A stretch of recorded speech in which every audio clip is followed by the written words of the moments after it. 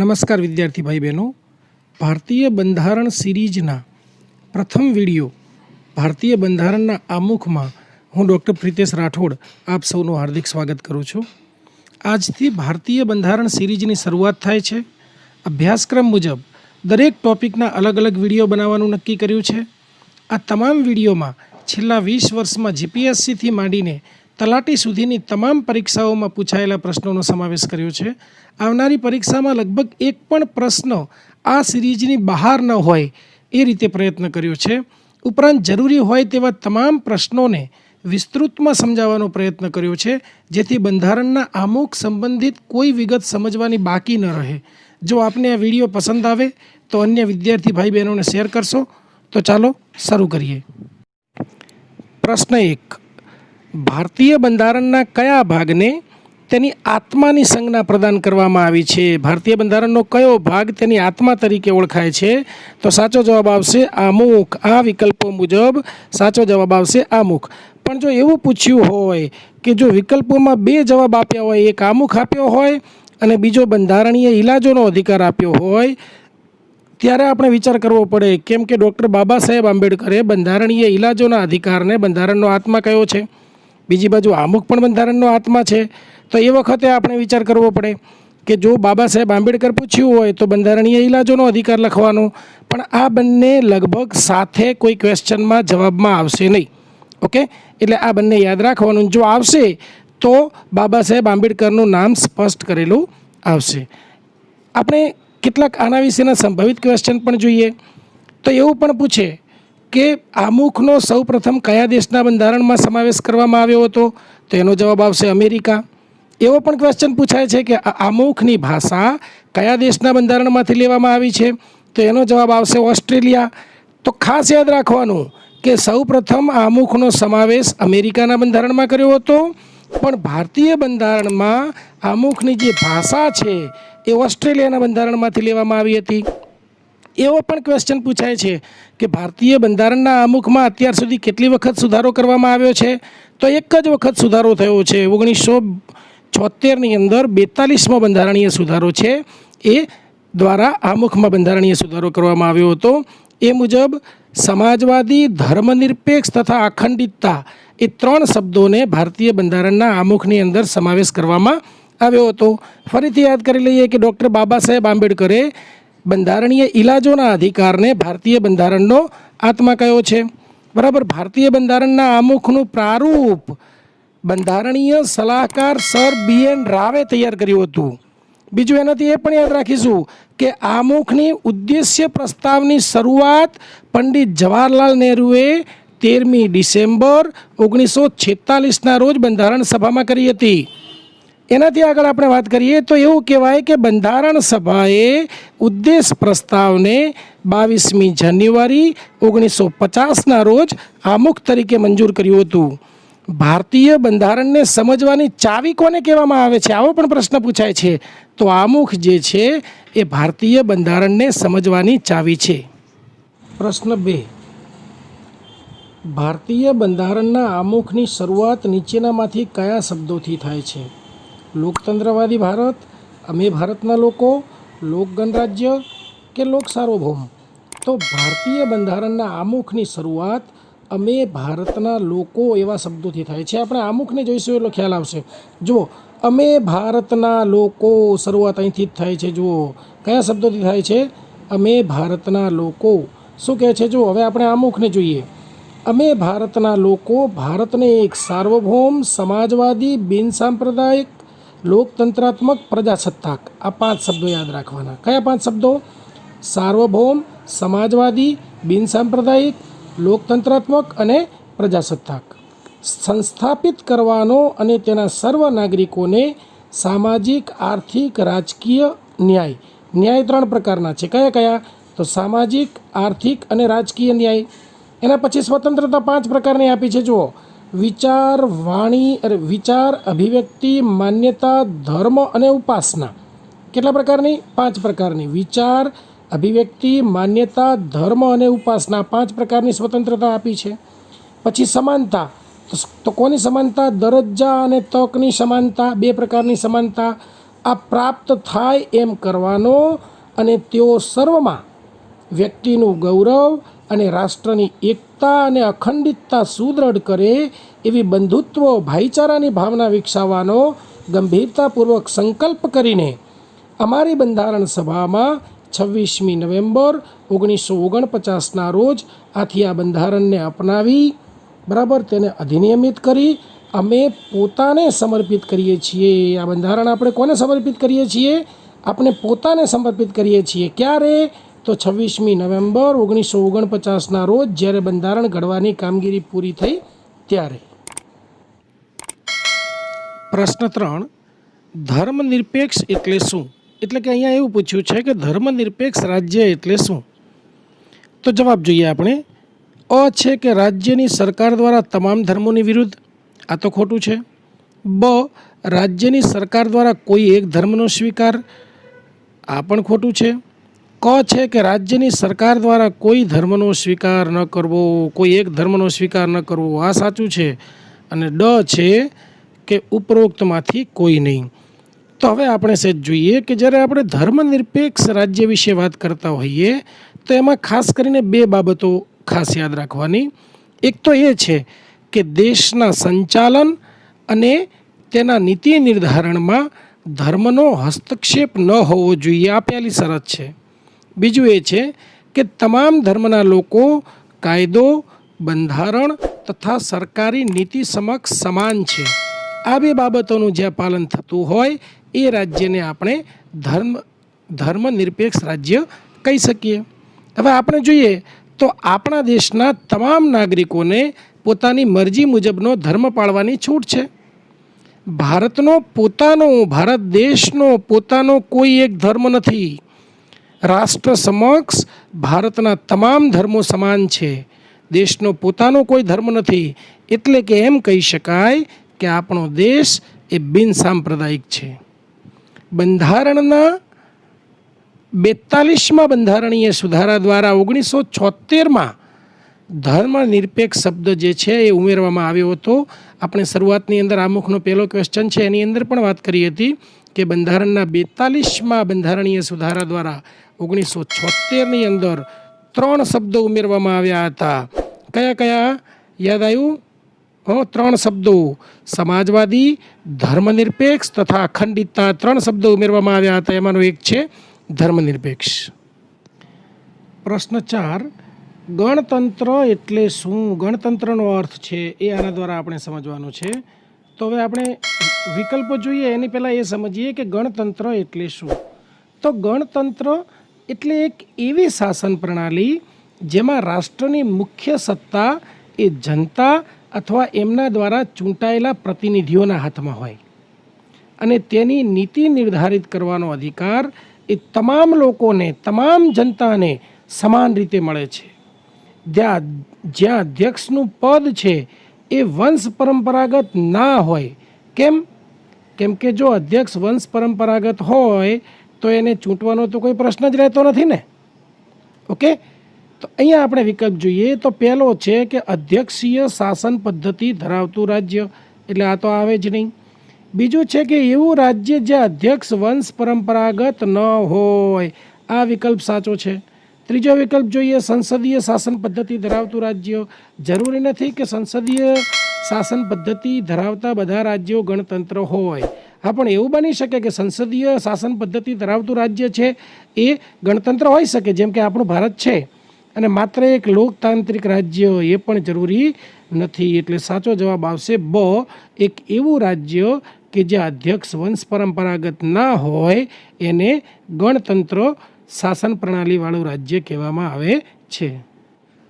પ્રશ્ન 5, ભારતીય બંધારણના આમુખમાં નીચેનામાંથી કોની સ્વતંત્રતાનો ઉલ્લેખ નથી? કોની સ્વતંત્રતાનો ઉલ્લેખ નથી એ જોવાનું છે. જો પહેલું છે વિચારોની સ્વતંત્રતા, બીજું છે અભિવ્યક્તિની સ્વતંત્રતા, ત્રીજું છે આર્થિક સ્વતંત્રતા અને ચોથું છે ઉપાસનાની સ્વતંત્રતા. તો હવે આપણે જોઈએ અહીંયા આગળ આમુખમાં જ જોઈએ કે સ્વતંત્રતા કેટલા પ્રકારની સ્વતંત્રતાનો ઉલ્લેખ છે. તો જો અહીંયા 5 પ્રકારની સ્વતંત્રતાનો ઉલ્લેખ છે: વિચારની સ્વતંત્રતા, અભિવ્યક્તિની સ્વતંત્રતા, માન્યતાની સ્વતંત્રતા, ધર્મની સ્વતંત્રતા અને ઉપાસનાની સ્વતંત્રતા.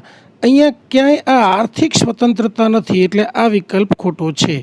બરાબર, વિકલ્પ ખોટો છે મીન્સ કે આ આર્થિક સ્વતંત્રતાનો ઉલ્લેખ ભારતીય બંધારણના આમુખમાં કરવામાં આવ્યો નથી. પ્રશ્ન 6, બંધારણમાં આપણા દેશનો ઉલ્લેખ કયા નામથી કરવામાં આવ્યો છે? કયા નામોથી ભારતનો ઉલ્લેખ કરવામાં આવ્યો છે ભારતીય બંધારણમાં? તો જો અ છે હિન્દુસ્તાન અને ભારત, તો ખોટું આવશે કેમ કે હિન્દુસ્તાનનો ઉલ્લેખ કરેલ નથી. આમાં પણ હિન્દુસ્તાન આવે છે એટલે આ પણ ખોટું આવશે.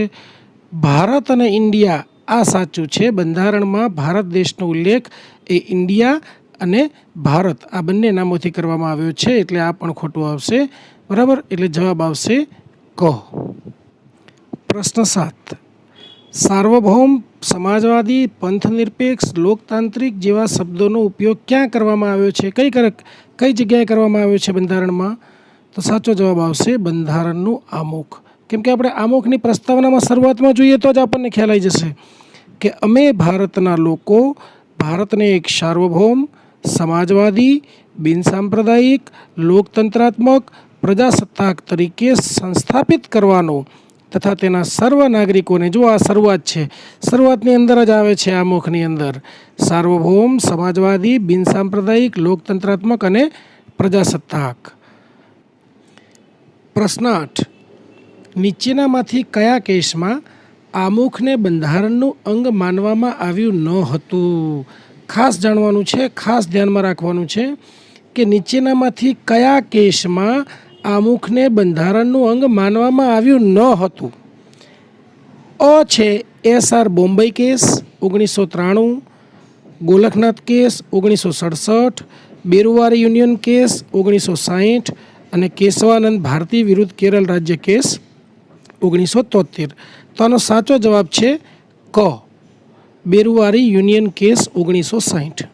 થોડુંક સમજી લઈએ, થોડીક અગાઉની પણ વાત કરી લઈએ કે 13મી ડિસેમ્બર 1946ના રોજ જવાહરલાલ નહેરુ દ્વારા ઉદ્દેશ્ય પ્રસ્તાવને રજૂ કરવામાં આવ્યો હતો. આ ઉદ્દેશ્ય પ્રસ્તાવને 13મી ડિસેમ્બર 1946ના રોજ જવાહરલાલ નહેરુએ રજૂ કર્યો હતો. આ ઉદ્દેશ્ય પ્રસ્તાવને 22મી જાન્યુઆરી 1950ના રોજ બંધારણ સભા દ્વારા આમુખના રૂપમાં પસાર કરવામાં આવ્યો હતો. એટલે કે આ ઉદ્દેશ્ય પ્રસ્તાવ એટલે જ આમુખ. આ કેસ વિશે આપણે થોડીક વાત કરીએ તો ન્યાયાધીશ ચંદ્રચૂડે કહ્યું હતું કે આમુખનો ઉલ્લેખ બંધારણના કોઈ ભાગમાં કે અનુચ્છેદમાં નથી. ફરીથી કે આમુખનો ઉલ્લેખ એ બંધારણના કોઈ ભાગમાં કે અનુચ્છેદમાં નથી. આથી આમુખને બંધારણનો ભાગ નહીં માનવામાં આવે. ઈસવીસન 1960ની અંદર બેરુવારી યુનિયન વિવાદ થયો હતો. એ વખતે પણ કહેવામાં આવ્યું હતું કે બંધારણમાં પ્રસ્તાવના કોઈ જગ્યાએ ઉલ્લેખિત નથી. આથી આમુખ બંધારણનો ભાગ નથી. એટલે જવાબ આવશે ક, બેરુવારી યુનિયન કેસ 1960. પ્રશ્ન 9, નીચેનામાંથી કયા કેસમાં આમુખને બંધારણનો આધારભૂત ઢાંચો માનવામાં આવ્યું? પ્રશ્ન વાંચવા જેવો છે, પ્રશ્ન સમજવા જેવો છે. જો એવું પૂછવામાં આવે કે નીચેનામાંથી કયા કેસમાં આમુખને બંધારણનો ભાગ માનવામાં આવ્યું, જો ભાગ આવે તો આવશે કેશવાનંદ ભારતી વિરુદ્ધ કેરળ રાજ્ય કેસ 1973 જવાબ આવશે. પણ અહીંયા પૂછ્યું છે કે નીચેનામાંથી કયા કેસમાં આમુખને બંધારણનો આધારભૂત ઢાંચો માનવામાં આવ્યું, તો એ જવાબ આવશે SR બોમ્બે કેસ 1973. શું આવશે? SR Bombay case 1973. હવે આપણે સહેજ સમજીએ, થોડીક વાત કરી લઈએ કે 1973માં થયેલ કેશવાનંદ ભારતી વિરુદ્ધ કેરળ રાજ્યના કેસમાં એવું કહેવામાં આવ્યું હતું કે આમુખ એ બંધારણનો એક ભાગ છે. શું કીધું હતું? કે આમુખ એ બંધારણનો એક ભાગ છે. આગળના પ્રશ્નની અંદર આપણે જોયું હતું કે બેરુવારી યુનિયન કેસ છે એની અંદર એવું કીધું હતું કે આમુખનો ઉલ્લેખ એ બંધારણના કોઈ ભાગમાં કે અનુચ્છેદમાં કરવામાં આવ્યો નથી. આથી આપણે એને બંધારણનો ભાગ કહી શકીએ નહીં. બરાબર. એના પછી 1993ની અંદર SR બોમ્બે કેસમાં કહેવામાં આવ્યું હતું આ એસઆર બોમ્બે કેસમાં શું કહેવામાં આવ્યું હતું કે આમુખ એ બંધારણનો ભાગ હોવાની સાથે સાથે એ બંધારણનો આધારભૂત ઢાંચો છે. હવે પ્રશ્ન એ થશે કે આધારભૂત ઢાંચો એટલે શું? તો આધારભૂત ઢાંચો એટલે એ કે જે ઢાંચામાં, જે સ્ટ્રક્ચરમાં સંસદ દ્વારા કોઈ પણ પરિવર્તન ન કરી શકાય. એટલે આમુખનો જે ઢાંચો બનાવેલો છે એની અંદર ભારતીય સંસદ દ્વારા કોઈ પણ પ્રકારનું પરિવર્તન કરી શકાય નહીં. પ્રશ્ન 10. નીચેનામાંથી કયા દેશના બંધારણમાંથી આમુખની ભાષાને લેવામાં આવી છે? આમુખની ભાષા કયા દેશના બંધારણમાંથી લેવામાં આવી છે? અમેરિકા, ફ્રાન્સ, ઓસ્ટ્રેલિયા કે રશિયા? તો સાચો જવાબ આવશે ઓસ્ટ્રેલિયા. થોડીક વાત કરી લઈએ તો આપણા બંધારણને કેટલાક લોકો ઉધારનો થેલો કહે છે. કેમ ઉધારનો થેલો કહેતા હશે? કેમ કે આપણું બંધારણ રચવા માટે 60 અલગ અલગ દેશોના બંધારણોનો અભ્યાસ કરવામાં આવ્યો હતો અને એમાંથી કેટલાક દેશોમાંથી બંધારણના કેટલાક સારા તત્વોનો સમાવેશ કરવામાં આવ્યો છે. એટલા માટે આપણા બંધારણને કેટલાક લોકો ઉધારનો થેલો કહે છે. આપણું બંધારણ એ અમેરિકાના બંધારણથી સૌથી વધુ પ્રભાવિત થયેલું છે, એ ખાસ યાદ રાખવાનું. પણ તેમ છતાં આપણા બંધારણની જે ભાષા છે, આમુખની ભાષા, એ ઓસ્ટ્રેલિયામાંથી લેવામાં આવી છે. એટલે આ પ્રશ્નનો જવાબ આવશે ક. આમુખની ભાષા ઓસ્ટ્રેલિયામાંથી લેવામાં આવી છે. બરાબર. હવે આપણને એમ થાય કે આ રશિયામાંથી શું લેવામાં આવ્યું? તો રશિયામાંથી ન્યાય શબ્દને લેવામાં આવ્યો છે. ફ્રાન્સમાંથી આપણને ખબર જ છે કે ફ્રાન્સની ક્રાંતિ પછી ફ્રાન્સે જે જગતને જે 3 સિદ્ધાંતોની ભેટ આપી હતી, એ સ્વતંત્રતા, સમાનતા અને ભાતૃત્વ, એ જે ખ્યાલો છે એ ફ્રાન્સમાંથી લેવામાં આવ્યા છે.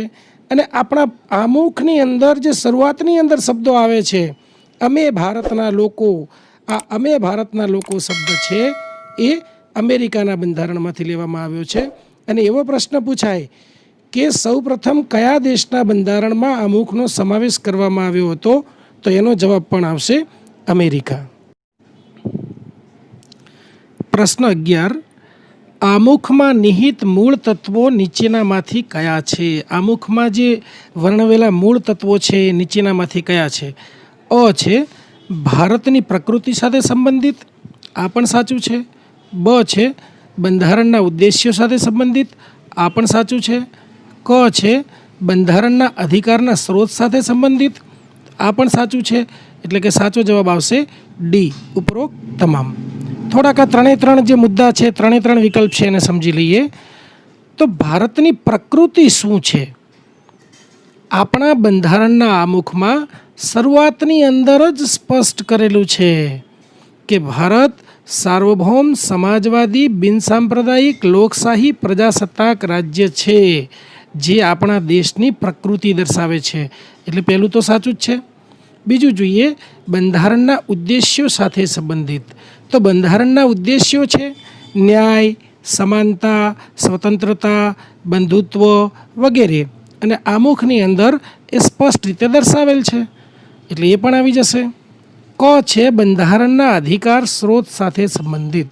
તો બંધારણના અધિકાર સંબંધિત સ્ત્રોત સાથે તાત્પર્ય એ છે કે અંતિમ શક્તિ જે છે એ જનતામાં નિહિત છે. ભારતની અંદર અંતિમ સત્તા પ્રજા પાસે રહેલી છે, જનતા પાસે રહેલી છે. બંધારણને શક્તિ ક્યાંથી પ્રાપ્ત થાય છે? તો જનતા પાસેથી. એટલે કે ઉપરના 3 વિકલ્પ સાચા છે. પ્રશ્ન 12. ભારતીય બંધારણના આમુખમાં કેટલા પ્રકારની સ્વતંત્રતાની વાત કરવામાં આવી છે? તો ભારતીય બંધારણના આમુખમાં 5 પ્રકારની સ્વતંત્રતાની વાત કરવામાં આવી છે. વિચારની સ્વતંત્રતા, અભિવ્યક્તિની સ્વતંત્રતા, માન્યતાની સ્વતંત્રતા, ધર્મની સ્વતંત્રતા અને ઉપાસનાની સ્વતંત્રતા. આ 5 પ્રકારની સ્વતંત્રતાની વાત ભારતીય બંધારણના આમુખમાં કરવામાં આવી છે. પ્રશ્ન 13. ભારતીય બંધારણના આમુખમાં કેટલા પ્રકારની સમાનતાની વાત કરવામાં આવી છે? પહેલાં સ્વતંત્રતા હતી 5 પ્રકારની, હવે સમાનતાની વાત છે. તો 2 પ્રકારની સમાનતાની વાત કરી છે. દરજ્જાની સમાનતા અને તકની સમાનતા. 2 પ્રકારની સમાનતાની વાત ભારતીય બંધારણના આમુખમાં કરવામાં આવી છે. પ્રશ્ન 14. ભારતીય બંધારણના આમુખમાં ભારત શબ્દનો ઉલ્લેખ કેટલી વખત કરવામાં આવ્યો છે? તો બંધારણના આમુખમાં ભારત શબ્દનો ઉલ્લેખ 2 વખત કરવામાં આવ્યો છે. પ્રશ્ન 15. બહુ સરસ ક્વેશ્ચન છે, વારંવાર પૂછાય છે આ ક્વેશ્ચન. બંધારણના આમુખમાં અત્યાર સુધી કેટલી વખત સુધારો થયો છે? તો બંધારણના આમુખમાં અત્યાર સુધી માત્ર અને માત્ર 1 જ વખત સુધારો થયો છે. અને એ પણ ક્યારે થયો છે? 1976ની અંદર. કયો સુધારો? તો 42મો બંધારણીય સુધારો. આ સુધારા દ્વારા 1 જ વખત આમુખની અંદર સુધારો થયો છે. એના માટે આપણે એક કથા જોઈએ, થોડુંક સમજીએ, બહુ મજા આવશે. અને સાથે સાથે આ કથા જાણવી પણ જરૂરી છે. એટલા માટે કે સૌ પ્રથમ 1960માં સર્વોચ્ચ અદાલતે આમુખ વિશે નિર્ણય આપતા કહ્યું હતું કે આમુખ એ બંધારણનો ભાગ નથી, તેથી તેમાં સુધારા કરી શકાય નહીં. શું કીધું 1960માં સર્વોચ્ચ અદાલતે? કે આમુખ વિશે નિર્ણય આપતા એમણે કહ્યું હતું કે આમુખ બંધારણનો ભાગ નથી, તેથી તેમાં સુધારા કરી શકાય નહીં. જો આમુખ બંધારણનો ભાગ જ ન હોય તો એમાં સુધારા કેવી રીતે કરી શકાય? બરાબર છે ને? ત્યારબાદ 1973માં કેશવાનંદ ભારતી વિરુદ્ધ કેરળ રાજ્યનો કેસ, ફરીથી આ બીજો કેસ સર્વોચ્ચ અદાલતમાં આવ્યો. આ વખતે સર્વોચ્ચ અદાલતે પોતાના પહેલા નિર્ણયને બદલ્યો અને એવો નિર્ણય કર્યો કે આમુખ એ બંધારણનો જ એક ભાગ છે. પહેલાં શું કીધું હતું કે આમુખ બંધારણનો ભાગ નથી, એટલે એમાં સુધારો કરી શકાય નહીં. પણ 1973ના કેશવાનંદ ભારતી વિરુદ્ધ કેરળ રાજ્યના કેસની અંદર અદાલતે શું કીધું કે આમુખ એ બંધારણનો જ એક ભાગ છે તથા તેમાં સુધારો કરી શકાય છે, પણ શરત કેટલી? કે પરંતુ તેના મૂળ ઢાંચામાં પરિવર્તન ન થવું જોઈએ. એટલે કે આમુખમાં સુધારો કરી શકાય, પણ એનો જે મૂળ ઢાંચો છે એની અંદર પરિવર્તન થવું જોઈએ નહીં. આ રીતે એના 3 વર્ષ બાદ, એટલે કે ઈસવીસન 1976માં 42મા બંધારણીય સુધારા દ્વારા આમુખની અંદર પ્રથમ સુધારો કરવામાં આવ્યો. આ પ્રથમ અને છેલ્લો અત્યાર સુધી એક જ સુધારો થયો છે, જેના દ્વારા સમાજવાદી, ધર્મનિરપેક્ષ તથા અખંડિતતા જેવા શબ્દો ઉમેરવામાં આવ્યા. આની સાથે સાથે એક બીજો પણ પ્રશ્ન કહું કે કયા બંધારણીય સુધારાને મિની બંધારણ તરીકે ઓળખવામાં આવે છે? તો એ પણ 42મા બંધારણીય સુધારાને મિની બંધારણ તરીકે ઓળખવામાં આવે છે. પ્રશ્ન 16. આમુખમાં પ્રથમ સુધારા દરમિયાન કયા શબ્દો ઉમેરવામાં આવ્યા? તો જે પ્રથમ સુધારો થયો એ દરમિયાન આમુખમાં 3 શબ્દો ઉમેરવામાં આવ્યા હતા: સમાજવાદી, ધર્મનિરપેક્ષ અને અખંડિતતા. બરાબર? કયા શબ્દો? 3 શબ્દો ઉમેર્યા પ્રથમ સુધારા વખતે. આ પ્રથમ સુધારો ક્યારે થયો આમુખમાં? 1976માં આગલા પ્રશ્નમાં વાત કરીને 42મો બંધારણીય સુધારો. બરાબર? એ દ્વારા 3 શબ્દો આમુખમાં ઉમેર્યા: સમાજવાદી, ધર્મનિરપેક્ષ એટલે કે બિનસાંપ્રદાયિકતા અને અખંડિતતા. પ્રશ્ન 17. ભારતીય બંધારણના આમુખમાં સુધારો ક્યારે થયો હતો? ગયા પ્રશ્નમાં જ વાત કરી, 1976ની અંદર 42મો બંધારણીય સુધારો થયો હતો. બરાબર? આમુખમાં એકમાત્ર સુધારો થયો છે 1976માં, અને પણ 42મો બંધારણીય સુધારો. એના દ્વારા 3 શબ્દો ઉમેરવામાં આવ્યા આમુખમાં. ગયા પ્રશ્નમાં આપણે જોયું હતું કયા 3 શબ્દો ઉમેર્યા હતા? યાદ આવ્યું? કયા 3 શબ્દો ઉમેર્યા હતા? સમાજવાદી, ધર્મનિરપેક્ષ અને અખંડિતતા. આ 3 શબ્દો જે છે એ આમુખની અંદર ઉમેર્યા હતા. પ્રશ્ન 18. ભારતીય બંધારણના આમુખ બાબતે નીચેનામાંથી કયો ક્રમ સાચો છે? આ જે 5 બાબતો વર્ણવેલી છે એનો સાચો ક્રમ કયો છે? તો આ પહેલો જ જે છે સાચો ક્રમ છે સાર્વભૌમ, સમાજવાદી, બિનસાંપ્રદાયિક, લોકતંત્રાત્મક અને પ્રજાસત્તાક. કયો છે? સાર્વભૌમ, સમાજવાદી, બિનસાંપ્રદાયિક, લોકતંત્રાત્મક અને પ્રજાસત્તાક. પ્રશ્ન 19. ભારતીય બંધારણના આમુખનો વિચાર કયા દેશમાંથી લેવામાં આવ્યો છે? તો ભારતીય બંધારણના આમુખનો વિચાર છે એ અમેરિકાના બંધારણમાંથી લેવામાં આવ્યો છે. પણ ભાષા કયા દેશમાંથી લેવામાં આવી છે એમ પૂછે તો એ શું આવશે? ઓસ્ટ્રેલિયાના. શેના? ઓસ્ટ્રેલિયા. ઓકે. પ્રશ્ન 20. ડૉક્ટર ભીમરાવ આંબેડકરના મતે બંધારણનો કયો ભાગ બંધારણનો આત્મા કહેવાય છે? આ પ્રશ્ન જે છે એના બે જવાબો આવે છે. આ મૂળ જે પર્ટિક્યુલર ક્વેશ્ચનનો એક જ જવાબ છે, પણ જો એવું પૂછે કે બંધારણનો કયો ભાગ બંધારણનો આત્મા કહેવાય છે, તો એના જવાબ તરીકે બંને આવી શકે. એક આમુખ પણ આવી શકે અને બંધારણીય ઇલાજોનો અધિકાર પણ આવી શકે. પણ પર્ટિક્યુલર જ્યારે ડૉક્ટર બાબા સાહેબ આંબેડકરનું પૂછે ત્યારે જવાબ આવશે બંધારણીય ઇલાજોનો અધિકાર. પ્રશ્ન 21. ભારતીય બંધારણના ઘડવૈયાઓનો મત નીચેનામાંથી કોનામાં પ્રતિબંધિત થાય છે? તો એમનો મત છે શેમાં થાય છે? આમુખની અંદર ભારતના બંધારણની ટૂંકમાં તમામ બાબતો આવી જાય છે. એટલે ભારતીય જે ઘડવૈયાઓ છે બંધારણના, એમનો મત એ આમુખની અંદર પ્રતિબંધિત થાય છે. પ્રશ્ન 22. નીચેનામાંથી કોણે આમુખને બંધારણના પરિચય પત્રની સંજ્ઞા આપી છે? તો N.A. પાલકીવાલા એમણે આમુખને બંધારણના પરિચય પત્રની સંજ્ઞા આપી છે. પ્રશ્ન 23. આમુખ સાથે સંબંધિત નીચેના કથનો પર વિચાર કરો.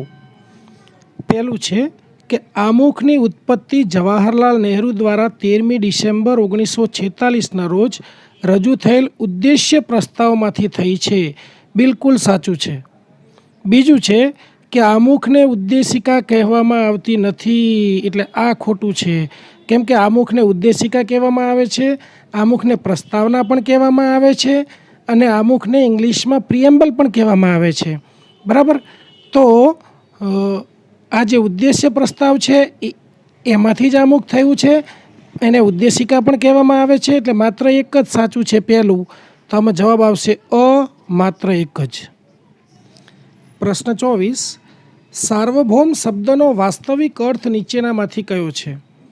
પહેલું છે કે માત્ર આંતરિક બાબતોમાં સ્વતંત્ર નિર્ણય લેવાની શક્તિ. તો આ ના આવે, કેમ કે આમાં સાર્વભૌમ એટલે તો આંતરિક અને બાહ્ય બંને આવે. આ બ છે કે માત્ર બાહ્ય બાબતોમાં સ્વતંત્ર નિર્ણય લેવાની શક્તિ. આ પણ નહીં આવે. માત્ર બાહ્ય નહીં, આંતરિક અને બાહ્ય એમ બંને આવશે. ક છે આંતરિક અને બાહ્ય બાબતોમાં સર્વોચ્ચ તથા નિર્ણય લેવાની શક્તિ. આ સાચું છે, એટલે જવાબ આવશે ક. પ્રશ્ન 25. આમુખમાં સ્વતંત્રતા, સમાનતા અને બંધુત્વ શબ્દો કયા દેશના બંધારણમાંથી લેવામાં આવ્યા છે?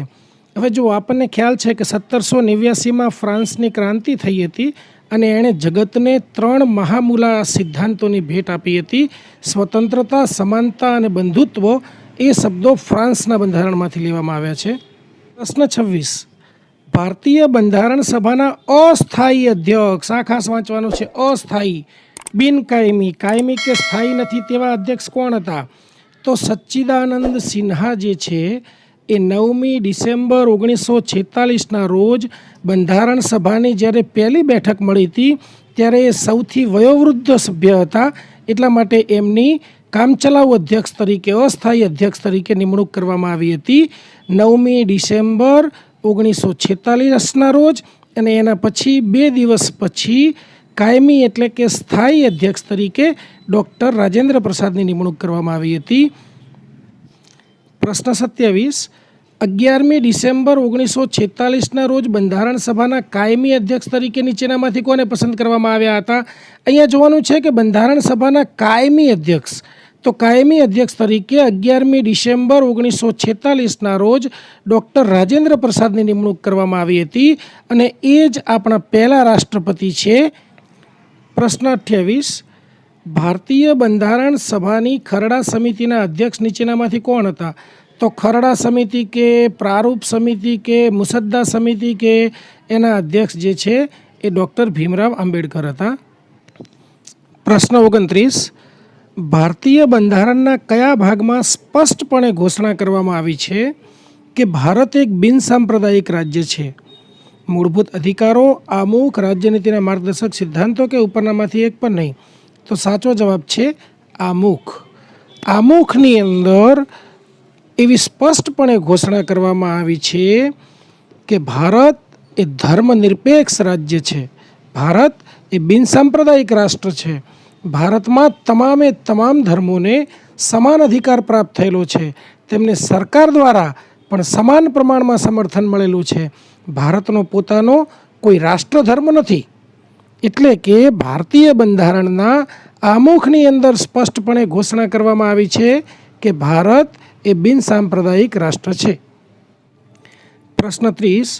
નીચેનામાંથી કોણે ભારતીય બંધારણના આમુખને આપણા સાર્વભૌમ પ્રજાસત્તાક ગણતંત્રની જન્મકુંડળી કહ્યું છે? પ્રજાસત્તાક ગણતંત્રની જન્મકુંડળી કોણે કહ્યું છે? તો એ કહ્યું છે કનૈયાલાલ માણેકલાલ મુનશી એટલે કે કમા મુનશીએ. પ્રશ્ન 31. ભારતીય બંધારણના આમુખને એક પવિત્ર દસ્તાવેજ નીચેનામાંથી કોણે કહ્યો છે? શું કહ્યું છે? એક પવિત્ર દસ્તાવેજ કોણે કહ્યું છે બંધારણના આમુખને? તો ડૉક્ટર ભીમરાવ આંબેડકરે બંધારણના આમુખને એક પવિત્ર દસ્તાવેજ તરીકે સંબોધિત કર્યું છે. પ્રશ્ન 32. બંધારણના આમુખમાં નીચેનામાંથી કોને સામેલ કરવામાં આવ્યા છે? પહેલું જોઈએ સામાજિક ન્યાય તો છે, આર્થિક ન્યાય એ પણ સાચું છે, રાજકીય ન્યાય એ પણ સાચું છે. એટલે આ 3 પ્રકારના ન્યાયની ચર્ચા કરી છે. શૈક્ષણિક ન્યાયની વાત નથી કરી અને માનવ અધિકારની વાત પણ નથી કરી. તો કયા આવશે? 1, 2 અને 3. તો સાચો જવાબ આવશે ક. પ્રશ્ન 33. બંધારણના આમુખ સંબંધે નીચેનામાંથી કયું સાચું છે? પહેલું છે જુઓ, રાષ્ટ્રની ગરિમા તથા એકતા. તો રાષ્ટ્રની ગરિમા નહીં, વ્યક્તિની ગરિમા અને રાષ્ટ્રની એકતા. બ છે વ્યક્તિની ગરિમા તથા રાષ્ટ્રની એકતા, એટલે આ સાચું છે. ક છે એકતા, અખંડિતતા તથા રાષ્ટ્રની ગરિમા. આગળ આપણે વાત કરી રાષ્ટ્રની ગરિમા અને વ્યક્તિની ગરિમા, એટલે આ પણ ખોટું આવશે. પહેલું પણ ખોટું. બરાબર. આમાંથી એક પણ નહીં, એ પણ નહીં આવે, કેમ કે પેલું સાચું છે બીજું. તો સાચો જવાબ આવશે વ્યક્તિની ગરિમા તથા રાષ્ટ્રની એકતા. પ્રશ્ન 34. બંધારણના આમુખ સંબંધે નીચેનામાંથી કયું સાચું છે? અ છે તે ન્યાયાલય દ્વારા પ્રવર્તનીય નથી. બિલકુલ સાચું છે. બ છે સર્વોચ્ચ અદાલતના હાલના નિર્ણય મુજબ તે બંધારણનો ભાગ નથી. આ ખોટું છે. બંધારણના હાલના અત્યારના નિર્ણય મુજબ તે બંધારણનું અભિન્ન અંગ છે. 1973નો જે કેશવાનંદ ભારતીનો કેસ થયો હતો તેમાં જે સૂચવેલ હતું ને કે આમુખ છે એ બંધારણનું અંગ છે, એ એનો જ ભાગ છે. ક આમુખમાં 2 વખત સુધારો કરવામાં આવ્યો છે. આ પણ ખોટું છે, કેમ કે આમુખની અંદર એક જ વખત સુધારો કરવામાં આવ્યો છે, એ પણ 1976માં 42મો બંધારણીય સુધારો, જેને મિની બંધારણ તરીકે પણ ઓળખવામાં આવે છે. અને આમાંથી એક પણ નહીં, એ પણ નહીં આવે, એટલે સાચો જવાબ છે અ. પ્રશ્ન 35. બંધારણની આત્મા, ચાવી, સાર તથા પરિચય પત્રની સંજ્ઞા નીચેનામાંથી કોને મળી છે? બરાબર. કોઈએ બંધારણની આત્મા કહ્યું છે, કોઈએ બંધારણની ચાવી કહ્યું છે, કોઈએ બંધારણનો સાર કહ્યો છે, કોઈએ બંધારણનું પરિચય પત્ર કહ્યું છે. તો આ બધી સંજ્ઞાઓ કોને મળી છે? તો આમુખને મળી છે. પ્રશ્ન 36. આમુખને બંધારણનું અંગ ક્યારથી માનવામાં આવે છે? તો કેશવાનંદ ભારતી વિવાદ થયો 1973માં, જે કેશવાનંદ ભારતી વિવાદ થયો એનાથી એવું માનવામાં આવ્યું કે આમુખ છે એ ભારતીય બંધારણનું અભિન્ન અંગ છે. ઓકે. તો બીજું એક એ પણ યાદ રાખવાનું કે બંધારણના આમુખની અંદર સુધારો કરવાની સત્તા કોને છે? તો સંસદને છે. તો સંસદ છે એ આમુખને અંદર સુધારો કરી શકે છે, પણ એના મૂળ ઢાંચાની અંદર સુધારો કરી શકતી નથી. આ પણ ખાસ યાદ રાખવા જેવું છે. પ્રશ્ન 37. ભારતીય બંધારણના આમુખમાંથી નીચેનામાંથી કયું વિધાન સ્પષ્ટ થતું નથી? તો આપણે જોવાનું છે. અ છે શાસનના ઉદ્દેશ્યોનું વર્ણન. તો એ તો છે જ, બિલકુલ સ્પષ્ટ થાય છે આમુખમાંથી. બીજું છે બંધારણને અંગીકાર કરવાની તારીખ. એ પણ સ્પષ્ટ થાય છે. ભારતીય લોકો દ્વારા 26મી નવેમ્બર 1949ના રોજ બંધારણને અંગીકૃત, અધિનિયમિત તથા આત્માર્પિત કરવામાં આવ્યું હતું, એટલે એ પણ સ્પષ્ટ થાય છે. ત્રીજું છે બંધારણને લાગુ કરવાની તારીખ. બંધારણને પાછળથી પછીથી લાગુ કરવામાં આવ્યું, એ વખતે નક્કી નહોતું. ઓકે. અને એના પછી છે બંધારણનું સ્વરૂપ. તો બંધારણનું જે સ્વરૂપ છે, બંધારણની પ્રકૃતિ છે, એ પણ આમુખ દ્વારા સ્પષ્ટ થાય છે. એટલે સાચો જવાબ આવશે બંધારણને લાગુ કરવાની તારીખ ક. પ્રશ્ન 38. ભારતીય બંધારણના આમુખ મુજબ ભારતમાં શાસનની સર્વોચ્ચ સત્તા કોનામાં નિહિત છે? રાષ્ટ્રપતિમાં નહીં, વડાપ્રધાનમાં નહીં, સર્વોચ્ચ અદાલતમાં નહીં, તો કોનામાં છે? ભારતીય જનતામાં નિહિત છે? પ્રશ્ન 39, ભારતીય બંધારણને અંગીકૃત, અધિનિયમિત તથા આત્માર્પિત ક્યારે કરવામાં આવ્યું હતું? તો એનો સાચો જવાબ છે 26મી નવેમ્બર 1949. જો આ નીચે આમુખ છે, બરાબર, આમુખની અંદરથી જ આપણે જોઈ લઈએ કે આ શું છે.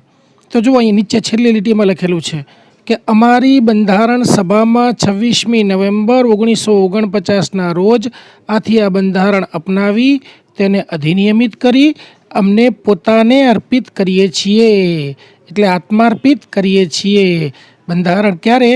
તો 26મી નવેમ્બર 1949ના રોજ, એટલે આ જવાબ સાચો છે બ. કેમ કે 15મી ઓગસ્ટ 1947ના રોજ ભારત આઝાદ થયું.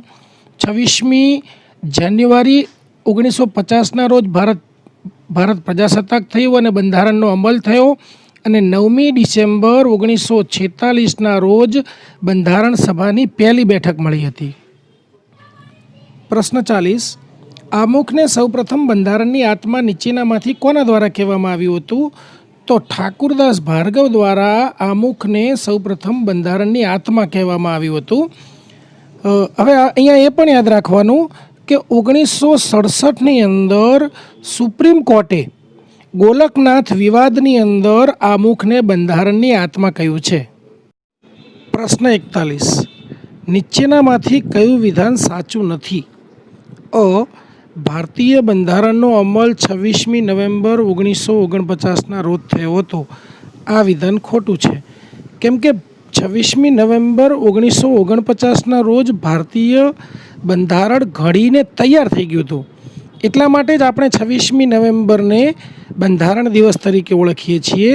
પણ ભારતીય બંધારણનો અમલ એ 26મી જાન્યુઆરી 1950ના રોજ થયો હતો, એટલે પહેલું જ ખોટું છે. બીજું જોઈએ, બિન સાંપ્રદાયિક શબ્દ 42માં બંધારણીય સુધારા દ્વારા ઉમેરવામાં આવ્યો હતો. બરાબર, 1976ના 42માં બંધારણીય સુધારા દ્વારા 3 શબ્દો ઉમેરવામાં આવ્યા હતા. ત્રીજું છે કે 42માં બંધારણીય સુધારો 1976માં કરવામાં આવ્યો હતો. આ પણ બરાબર છે. અને ભારતીય બંધારણમાં સામાજિક, આર્થિક તથા રાજકીય ન્યાય એ રશિયન ક્રાંતિમાંથી લેવામાં આવ્યા હતા. આ પણ સાચું છે. એટલે છેલ્લા 3 સાચા છે અને પહેલું ખોટું છે. પ્રશ્ન 42, બિન સાંપ્રદાયિક શબ્દનો સાચો અર્થ નીચેનામાંથી કયો છે? બિન સાંપ્રદાયિક એટલે ધર્મનિરપેક્ષ. સરકારની નજરમાં બધા ધર્મો સમાન છે. આ સાચું છે. લઘુમતીઓથી સંબંધિત ધર્મને વિશેષ મહત્ત્વ. આ ખોટું છે. જો સરકારની નજરમાં બધા ધર્મો સમાન છે એ વાત સાચી છે. કેમ કે ભારત છે એ બિન સાંપ્રદાયિક છે. ભારત છે એ ધર્મનિરપેક્ષ રાષ્ટ્ર છે. ભારતમાં તમામ ધર્મોને સમાન અધિકાર પ્રાપ્ત થયેલો છે. સરકાર દ્વારા તમામ ધર્મોને સમાન સમર્થન પ્રાપ્ત થાય છે. ભારતનો પોતાનો કોઈ રાષ્ટ્રધર્મ નથી. બીજું જોઈએ કે લઘુમતીઓથી સંબંધિત ધર્મને વિશેષ મહત્ત્વ. આ પણ નથી. ભારતમાં તમામ ધર્મોને સમાન મહત્ત્વ આપવામાં આવે છે. અહીં આપણે એ જોવું જોઈએ કે લઘુમતીઓ, તો ભારતમાં કેટલી લઘુમતીઓ છે? તો 6 લઘુમતીઓ છે. મુસ્લિમ, શીખ, ખ્રિસ્તી, જૈન, બૌદ્ધ અને પારસી. ત્રીજું જુઓ, સરકાર દ્વારા કોઈ એક ધર્મને સમર્થન આપવામાં આવે છે. બિલકુલ ખોટું. સરકાર સમક્ષ બધા જ ધર્મો સમાન છે. ચોથું, આમાંથી એક પણ નહીં. એટલે સાચો જવાબ આવશે અ. પ્રશ્ન 43, ભારત પ્રજાસત્તાક ક્યારે થયું હતું? ભારત ગણતંત્ર ક્યારે થયું હતું? તો ભારત પ્રજાસત્તાક થયું હતું 26મી જાન્યુઆરી 1950. અને આપણને એવો પણ પ્રશ્ન પૂછે કે ભારતીય બંધારણનો અમલ ક્યારે થયો હતો? તો એ પણ 26મી જાન્યુઆરી 1950ના રોજ. 26મી નવેમ્બર 1949ના રોજ ભારતીય બંધારણ ઘડવાની કામગીરી પૂર્ણ થઈ હતી. એટલા માટે આપણે એને બંધારણ દિવસ તરીકે પણ ઉજવીએ છીએ. અને 15મી ઓગસ્ટ 1947ના દિવસે ભારત આઝાદ થયું હતું. ઘણી વખત એવું પણ પૂછે છે કે 9મી ડિસેમ્બર 1946, તો 9મી ડિસેમ્બર 1946ના રોજ બંધારણ સભાની પ્રથમ બેઠક મળી હતી અને એના કામચલાઉ અધ્યક્ષ તરીકે સચ્ચિદાનંદ સિન્હાની નિમણૂક થઈ હતી. પ્રશ્ન 44, નીચેનામાંથી કયા શબ્દો 42માં બંધારણીય સુધારા દ્વારા આમુખમાં ઉમેરવામાં આવ્યા હતા? તો 42માં બંધારણીય સુધારા દ્વારા આમુખમાં 3 શબ્દો ઉમેરવામાં આવ્યા હતા. એક તો સમાજવાદ, બીજું બિનસાંપ્રદાયિક અને ત્રીજું અખંડિતતા.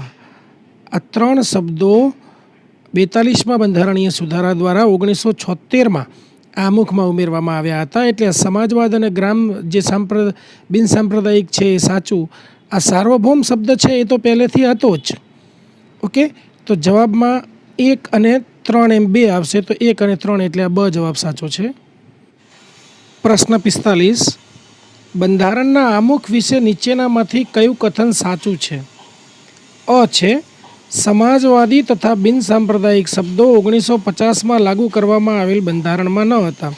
બિલકુલ સાચી વાત છે, કેમ કે સમાજવાદી, બિનસાંપ્રદાયિક શબ્દો જે છે અને અખંડિતતા, આ ત્રણ શબ્દો 1976ની અંદર 42માં બંધારણીય સુધારા દ્વારા જોડવામાં આવ્યા હતા.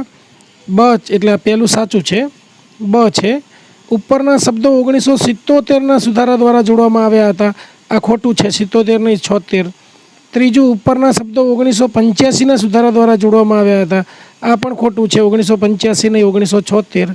ઉપરના શબ્દો બંધારણના આમુખનો ભાગ નથી, એ પણ ખોટું છે, કેમ કે 1976માં ઉમેરાયા એટલે હવે એ બંધારણનો ભાગ છે. પ્રશ્ન 46. બધા લોકો પૂર્ણતઃ અને સમાન રૂપે માનવ છે. આ સિદ્ધાંત ઓળખવામાં આવે છે સાર્વભૌમત્વ તરીકે. બધા લોકો પૂર્ણતઃ અને સમાન રૂપે માનવ છે. આ સિદ્ધાંતને કયો કહેવાય? સાર્વભૌમત્વ કહેવાય. આ સિદ્ધાંત અનુસાર દેશના તમામ લોકોને માનવ અધિકાર એ કોઈ પણ પ્રકારના ભેદભાવ વિના મળવા જોઈએ. પ્રશ્ન 47. ભારતીય બંધારણના આમુખનું લક્ષ્ય તેના તમામ નાગરિકો માટે સુનિશ્ચિત કરવાનું છે. શું સુનિશ્ચિત કરવાનું છે? પહેલું છે સામાજિક અને આર્થિક ન્યાય, એ પણ સાચું છે. વિચાર તથા અભિવ્યક્તિની સ્વતંત્રતા, એ પણ સાચું છે. તકની સમાનતા, એ પણ સાચું છે. અને વ્યક્તિનું ગૌરવ, એ પણ સાચું છે. હવે આપણે જોઈ લઈએ. પહેલું છે ન્યાય. તો જુઓ, સામાજિક, આર્થિક અને રાજકીય ન્યાય ઉપર લખેલું છે કે અમે ભારતના લોકો ભારતને એક સાર્વભૌમ, સમાજવાદી, બિનસાંપ્રદાયિક, લોકતંત્રાત્મક પ્રજાસત્તાક તરીકે સંસ્થાપિત કરવા તથા તેના સર્વ નાગરિકોને આ અમુખ જ છે. જુઓ, પહેલો ન્યાય કયો આવ્યો? સામાજિક, આર્થિક અને રાજકીય ન્યાય. આમાં સામાજિક અને આર્થિક ન્યાય છે. આગળ જુઓ, વિચાર તથા અભિવ્યક્તિની સ્વતંત્રતા. તો અહીં જુઓ, વિચાર, અભિવ્યક્તિ, માન્યતા, ધર્મ અને ઉપાસનાની સ્વતંત્રતા. પછી તકની સમાનતા. તો જુઓ, દરજ્જા અને તકની સમાનતા પ્રાપ્ત થાય તેમ કરવાનું. અને વ્યક્તિનું ગૌરવ, અને તેઓ સર્વમાં વ્યક્તિનું ગૌરવ તથા રાષ્ટ્રની એકતા અને અખંડિતતા સુદૃઢ કરે તેવી બંધુતા વિકસાવવાનો ગંભીરતાપૂર્વક સંકલ્પ કરીએ છીએ. અને અમારી બંધારણ સભામાં 26મી નવેમ્બર 1949ના રોજ આથી આ બંધારણ અપનાવી તેને અધિનિયમિત કરી અમને પોતાને સમર્પિત કરીએ છીએ, એટલે કે આત્માર્પિત કરીએ છીએ. અંગીકૃત કરીએ છીએ, અધિનિયમિત કરીએ છીએ અને આત્માર્પિત કરીએ છીએ. તો આ ચારે ચાર જે છે એ સાચા છે. ઓકે. પ્રશ્ન 48. નીચેનામાંથી કયો શબ્દ 1975માં ભારતીય બંધારણના આમુખમાં સમાવિષ્ટ ન હતો? તો જુઓ, બંધુત્વ તો હતો, સાર્વભૌમ પણ પહેલેથી હતો, સમાનતા પણ પહેલેથી હતો, પણ અખંડિતતા શબ્દ છે એ 1976ના 42માં બંધારણીય સુધારા દ્વારા જોડવામાં આવ્યો હતો. 42માં બંધારણીય સુધારા દ્વારા 3 શબ્દો જોડવામાં આવ્યા હતા: સમાજવાદી, બિનસાંપ્રદાયિક તથા અખંડિતતા. 3 શબ્દો જોડવામાં આવ્યા હતા. અને એ પણ યાદ રાખવાનું કે અત્યાર સુધી ભારતીય બંધારણના આમુખમાં માત્ર અને માત્ર એક જ વખત 1976માં 42મો બંધારણીય સુધારો થયેલો છે. પ્રશ્ન 49. નીચેનામાંથી કોણ ભારતને બિનસાંપ્રદાયિક રાષ્ટ્ર તરીકે વર્ણવે છે? અ છે મૂળભૂત અધિકારો, બ છે બંધારણનું આમુખ, ક છે 9મી અનુસૂચિ અને ડ છે રાજ્ય નીતિના માર્ગદર્શક સિદ્ધાંતો. તો સાચો જવાબ આવશે બ, બંધારણનું આમુખ. કેમ કે બંધારણના આમુખમાં ભારતને પંથનિરપેક્ષ એટલે કે ધર્મનિરપેક્ષ અને બીજા શબ્દોમાં કહીએ તો બિનસાંપ્રદાયિક રાષ્ટ્રનો દરજ્જો આપવામાં આવ્યો છે.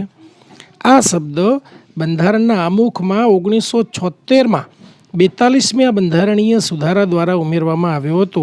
એટલે કે એમ કહી શકાય કે બંધારણનું આમુખ છે એ ભારતને બિનસાંપ્રદાયિક રાષ્ટ્ર તરીકે વર્ણવે છે. પ્રશ્ન 50. આમુખ કોઈ અધિનિયમના મુખ્ય આદર્શો અને આકાંક્ષાઓનો ઉલ્લેખ કરે છે. આ કથન નીચેનામાંથી કોનું છે? કથન શું છે કે આમુખ કોઈ અધિનિયમના મુખ્ય આદર્શો તથા આકાંક્ષાઓનો ઉલ્લેખ કરે છે. તો આ કથન છે ન્યાયમૂર્તિ શ્રી સુબ્બારાવનું. આ કથન 1967માં ગોલકનાથ વિરુદ્ધ પંજાબ જે વિવાદ થયો હતો તેમાં ન્યાયમૂર્તિ શ્રી સુબ્બારાવ દ્વારા કરવામાં આવ્યું હતું. પ્રશ્ન 51. આમુખમાં વર્ણિત સામાજિક, આર્થિક તથા રાજકીય ન્યાયનો આદર્શ નીચેનામાંથી ક્યાંથી પ્રેરિત છે? તેનો જવાબ આવશે રશિયન ક્રાંતિથી આપણને સામાજિક, આર્થિક તથા રાજકીય ન્યાયના આદર્શની પ્રેરણા મળી હતી. પણ પ્રશ્ન એવો પણ પૂછાય છે કે સમાનતા, સ્વતંત્રતા તથા બંધુત્વના આદર્શોની પ્રેરણા આપણને કઈ ક્રાંતિથી મળી છે? તો એનો જવાબ આવશે ફ્રાન્સ ક્રાંતિથી. પ્રશ્ન 52. 26મી નવેમ્બર 1949ના રોજ બંધારણને ખાલી જગ્યા કરવામાં આવ્યું હતું. શું કર્યું હતું બંધારણને? તો જુઓ, પહેલું છે અંગીકૃત, અધિનિયમિત, આત્માર્પિત અને સમર્પિત. તો આપણે બંધારણના આમુખને જ જોઈ લઈએ તો એના ઉપરથી આપણને ખ્યાલ આવી જશે કે એક્ઝેક્ટ શબ્દો કયા હતા. અમારી બંધારણ સભામાં 26મી નવેમ્બર 1949ના રોજ આથી આ બંધારણ અપનાવી એટલે અંગીકૃત કરી, તેને અધિનિયમિત કરી એટલે બીજું અધિનિયમિત આવી ગયું, અને પોતાને અર્પિત કરીએ છીએ એટલે પોતાની આત્માને, પોતાની જાતને અર્પિત કરીએ છીએ એટલે કે આત્માર્પિત કરીએ છીએ. એટલે પહેલાં 3 શબ્દો છે એ સાચા આવશે: અંગીકૃત, અધિનિયમિત અને આત્માર્પિત. એટલે 1, 2, 3 એટલે બ વિકલ્પ સાચો આવશે. પ્રશ્ન 53. ભારતમાં લૌકિક સાર્વભૌમત્વ છે કારણ કે બંધારણના આમુખની શરૂઆત થાય છે. બંધારણના આમુખની શરૂઆત ક્યાંથી થાય છે?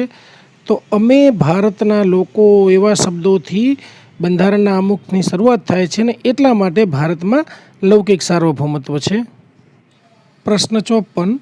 ભારતને ગણતંત્ર કેમ કહેવામાં આવે છે? પ્રજાસત્તાક કેમ કહેવામાં આવે છે? તો જુઓ, અ છે તેની વિધાનસભાઓના મહત્તમ ઉમેદવારોને જનતા દ્વારા પ્રત્યક્ષ રૂપે ચૂંટવામાં આવે છે એટલે તો કંઈ ગણતંત્ર કહેવાય નહીં, એટલે એ ખોટું આવશે. તે રાજ્યોનો સંઘ છે, એની સાથે કંઈ ગણતંત્રને સંબંધ નથી. તે ભારતીય નાગરિકો મૂળભૂત અધિકારોનો ઉપયોગ કરે છે, એની સાથે પણ ગણતંત્રને કોઈ સંબંધ નથી.